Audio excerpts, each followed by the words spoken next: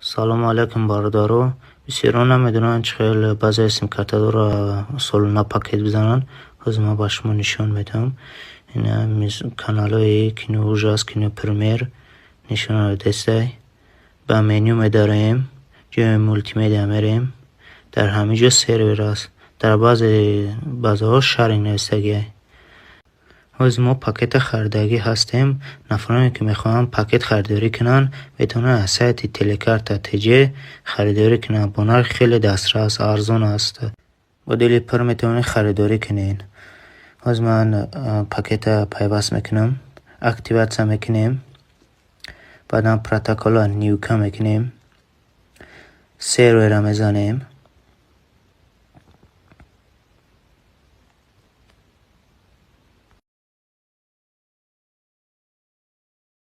حالا که سرور رو زدیم بعدا در اینجا پادوردید است کنوکای کبود در پول کنوکای کبود زیر میکنیم. ده میکنیم. سخرانید میشود. پورت هم میزنیم.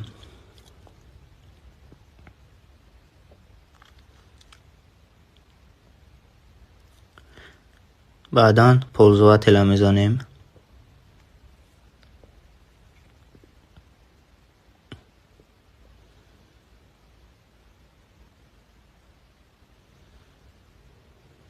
پادوردید ده پارولا میزنیم.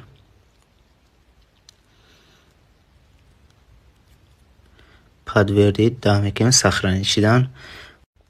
حالا که پاکت ما سخرانی شدن همش در همین جا ستاتوس است. ستاتوس ادسایدنی نیه. باید این سایدنی شود. اگر ادسایدنی باشد پاکت پیوست نیست.